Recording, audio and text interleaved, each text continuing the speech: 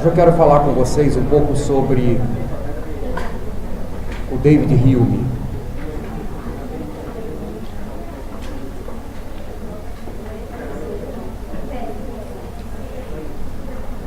Hume foi considerado como um pensador escocês. Nasceu na Escócia no século XVIII. Mas grande parte da sua vida, Hume desenvolveu seu pensamento na Inglaterra. Hume é classificado como um empirista, mas não como um empirista qualquer. Hume é classificado como um empirista radical. Isso por quê? Por que um empirista radical? Porque o David Hume, ele levava e muito a sério a questão da experiência no processo de abstração do conhecimento humano. É preciso que se entenda que Hume, ele vai viver dentro de um contexto na qual a ciência havia atingido o seu ápice, havia atingido o seu auge na Inglaterra, e justamente nesse período, haviam rumores, de que a Revolução Industrial iria estourar. E junto, paralelo à Revolução Industrial, a física newtoniana. A questão é que o Hume, ele quer dar um novo sentido, quer dar uma resposta plausível à ciência. E para que ele dê uma resposta plausível à ciência, ele tem que começar, ou seja, se ele quiser construir, ele precisa começar a desconstruir. E foi exatamente isso que o David Hume fez. Ele jogou uma pá de cal sobre a ciência, sobre os conceitos científicos vigentes até então. Aliás, eu não diria nem uma pá de cal. O que o David Hume fez foi simplesmente jogar combustível na fogueira. Em outras palavras, ele revoluciona toda a ciência, e os cientistas, a partir daí, a partir das ideias de David Hume, eles ficam loucos, ou seja, eles passam a ver a ciência a partir de uma outra perspectiva, com outro olhar. Talvez alguém esteja se perguntando quais elementos da ciência o David Hume contesta. O David Hume vai contestar principalmente o princípio da causalidade. Talvez alguém esteja se perguntando, e aí, cara pálida, o que significa a causalidade para o David Hume? A causalidade para o David Hume é nada mais nada menos que o efeito X. Aliás, a causa X não deve produzir, obrigatoriamente, o efeito Y. Ao contrário da ciência vigente até então, que afirmava categoricamente que todo efeito deve existir um agente causador. Percebe que para a ciência, para a causalidade científica, toda causa produzia um efeito, ou seja, toda causa deveria, para ser considerado verdade de fato, uma teoria cientificamente válida, a partir da ideia da irrefutabilidade, ou o princípio da verificabilidade, princípio esse que foi criticado pelo Popper lá no Círculo de Viena. Eles deveriam experimentar, ou seja, submeter a este experimento a sucessivas análises, e ao submeter esse experimento a sucessivas análises, eles deveriam obter os mesmos resultados. Toda causa deveria produzir de igual modo o mesmo efeito. Mas para David Hume não, e é por isso que ele vai criticar essa ideia de causalidade. Ele vai dizer que a causa X não necessariamente produz o efeito Y.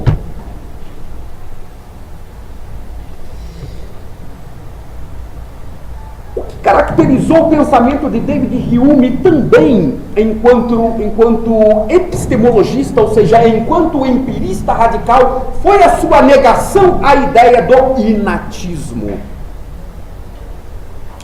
E no que diz respeito à negação dessa ideia do inatismo, ele contrapôs-se-á a John Locke.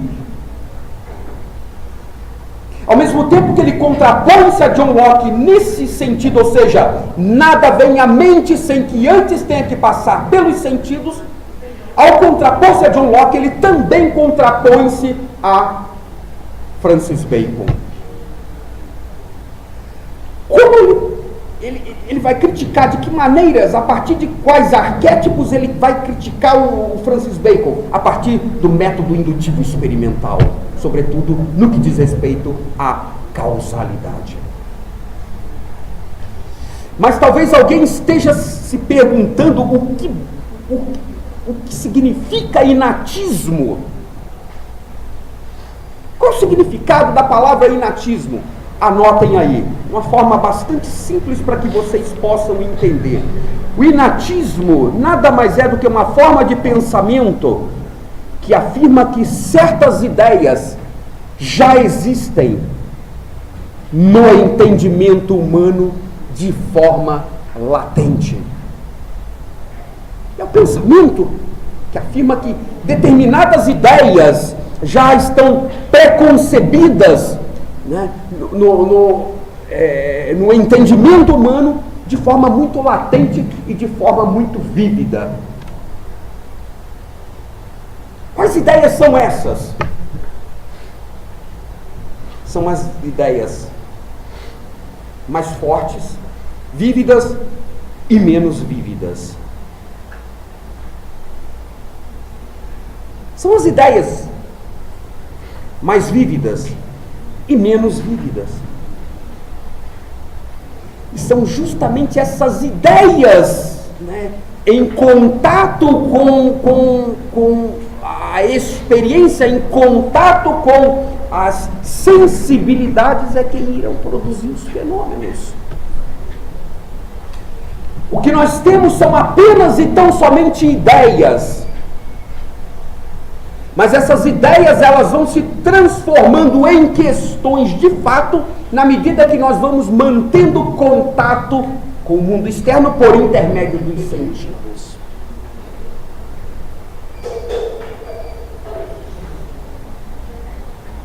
Daí o David Hume falar das relações de ideias e as questões de fatos. Para o David Hume, há uma relação para tudo. E ele vai trabalhar isso na sua obra, cujo título é Investigação acerca do entendimento humano. Você vai perceber essa simbiose existente entre relações de ideias e questões de fato, justamente nessa obra. O que são as relações de ideias? E que para ele existia, para tudo, uma relação de ideia. Porque para tudo há uma questão de fato. As relações de ideias pertencem a tudo, é tudo aquilo que pertence ao campo da metafísica. É tudo aquilo que pertence ao campo da lógica, ou seja, da matemática, ou seja, é tudo aquilo que já existe, é tudo aquilo que é real e, portanto, é concreto.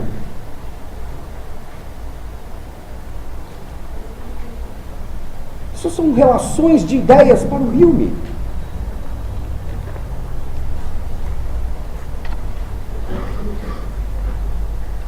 Essa questão das impressões são de suma importância para o Hume. Quando o Hume fala de impressões, o que são essas impressões para ele? Impressões para o Hume é tudo aquilo que possibilita nós mantermos contato com o mundo externo. Impressões para o Hume é tudo aquilo que permite com que nós tenhamos a sensação de calor e frio, alegria, paixão. Isso são as impressões. Ou seja, são os dados fornecidos pelos sentidos. É tudo aquilo que vemos, ouvimos, tocamos, ou seja, são as nossas emoções. E elas podem ser, essas impressões, internas e externas. Elas podem ser internas e externas. As impressões internas são aquelas impressões que nos produzem sentimentos de prazer e de dor. São esses tipos de impressões. Tudo aquilo que te possibilita a sentir prazer e dor, para o Hume, está associado às impressões internas. Se por um lado ele fala das impressões internas, por outro lado ele fala das impressões externas. O que são essas impressões externas? É tudo aquilo que nós temos contato direto através dos sentidos. Por exemplo, por que é que eu sei que o limão ele tem um cheiro distinto da laranja? Que a laranja tem um cheiro diferente do abacate, que o abacate tem um cheiro diferente e o gosto diferente da banana, justamente por causa dos nossos 5 sentidos. São esses sentidos que possibilitam nós abstrairmos o conhecimento, nós temos percepção das coisas, são justamente essas impressões externas é que o David Hume vai chamar de impressões. A questão é que, segundo Hume, as ideias são menos vívidas que as impressões, por isso elas são secundárias. As nossas ideias ou percepções mais fracas são meras cópias de nossas impressões, percepções mais vivas. Hume diz que há uma relação de ideias. Há uma relação entre as ideias. E essa relação entre as ideias, para o David Hume, anotem aí, primeiro, elas podem ser, primeiro, por semelhança.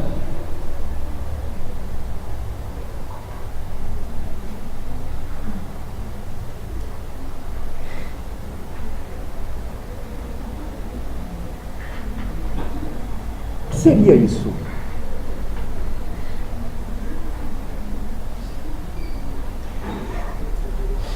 Quando você vê uma fotografia, só um exemplo, quando você vê uma fotografia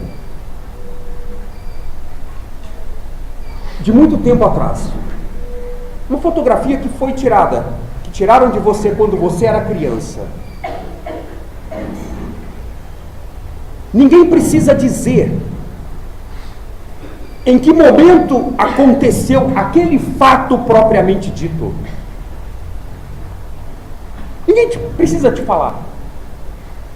Quando você vê aquela fotografia, uma vez que você já viveu aquele fato, já experienciou aquele fenômeno, ao ver aquela fotografia te remontará àquele acontecimento. Percebe? Que nesse sentido ela é por semelhança.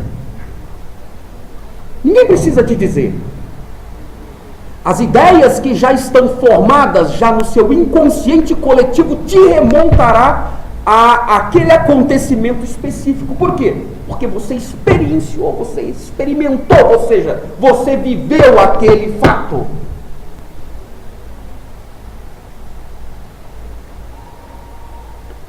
Primeiro, ela pode ser por semelhança. Segundo, ela pode ser por contiguidade. O que seria esta contiguidade? Para o Hume, a contiguidade está associado diretamente a tempo e lugar. Tempo e lugar.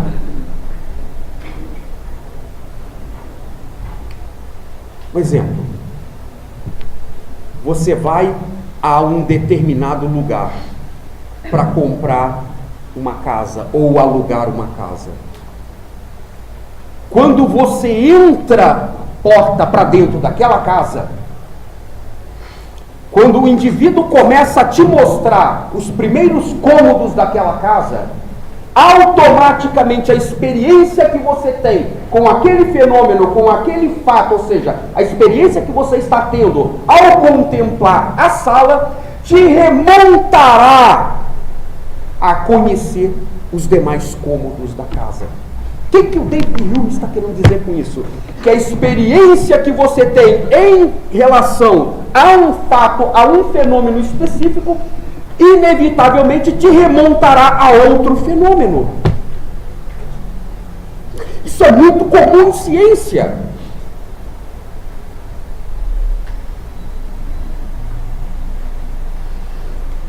Exemplo, só para vocês terem uma ideia, o Big Bang. O tão conhecido Big Bang. Aquela reação em cadeia que houve naquele átomo que levou à explosão do mesmo. Ou seja, quando a explosão daquele átomo que era menor que a cabeça de um alfinete, quando aquele átomo explode e dá origem a tudo isso que nós vemos aí, ao conhecer, ou seja, ao descobrir de onde se originou o universo, eu sou obrigatoriamente levado a estudar o processo de expansão do universo. Por quê? Porque tudo que explode gera energia. Tudo que explode ao mesmo tempo que gera energia, gera calor. Gerando calor, gera o quê? Onda de choque. Gera onda de choque. E é justamente com a onda de choque que os detritos são jogados, são lançados do seu horizonte de eventos. Percebe que a experiência que eu tenho com um fenômeno em ciência me conduz inevitavelmente a estudar outros fenômenos decorrentes daquele fenômeno. Isso é contiguidade.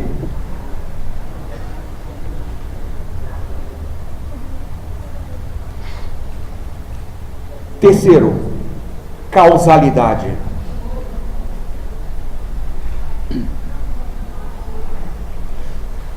Ao vermos uma pessoa ferida,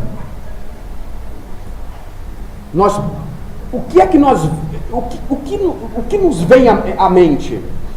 Quando você passa dentro do ônibus e vê lá um camarada todo estrupiado porque colidiu de moto chocou, beijou a frente ou a traseira de um carro ou um poste. Quando você vê o cara todo estrupiado lá no chão, vivo, mas todo arrebentado, o que te vem à mente? O que te vem à mente é a dor que ele está sentindo. Esse cara, ele deve estar sentindo uma dor tão filha da puta que, olha...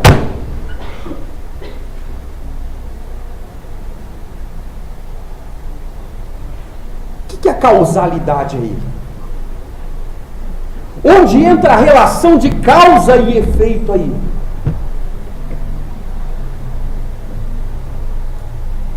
A relação de causa e efeito entra no aspecto de que, se o acidente é a causa, logo a dor deve ser o efeito produzido em detrimento desse acidente.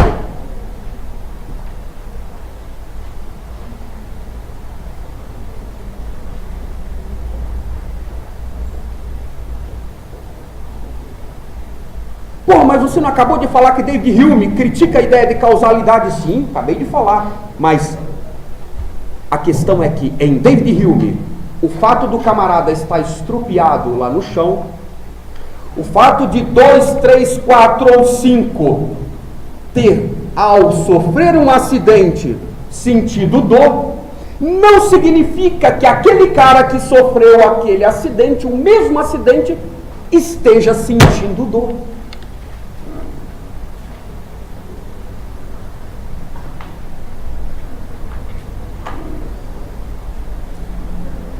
Todas as manhãs o sol nasce no horizonte.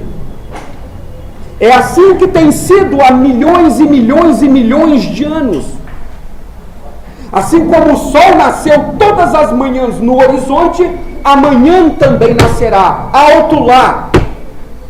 O fato do sol ter nascido há milhões e milhões e milhões de anos atrás no horizonte, né, ter nascido até a presente data no horizonte, não significa que amanhã ele nascerá no horizonte.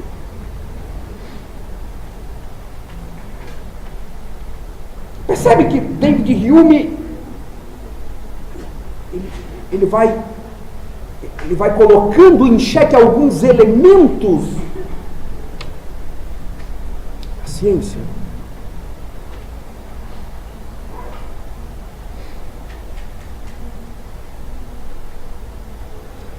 Alguém tem alguma pergunta para fazer?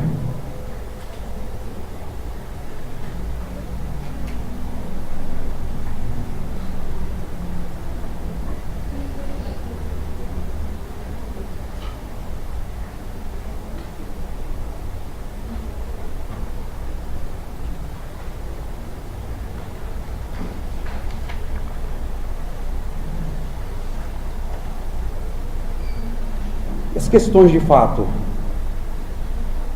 são conhecidos a posteriori, isto é, são dependentes da experiência, das impressões. São contingentemente certos, informa-nos sobre o mundo, sobre o que existe fora do pensamento, dizendo-nos como são as coisas do mundo. Pessoal, são fragmentos da obra que eu separei. A priori, as ideias são dadas pelo pensamento e a posteriori são dados pela experiência, pelas impressões internas e externas. O conhecimento das relações de ideias independe dos fatos. Analítico não nos informa substancialmente o mundo, informa o que existe no mundo, fatos e objetos. Fecha aspas.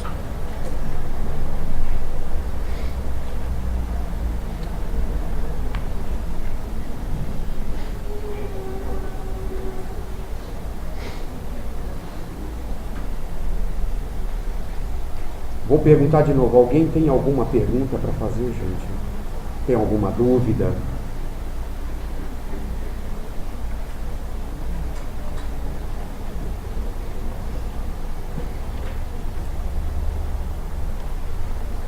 Tá.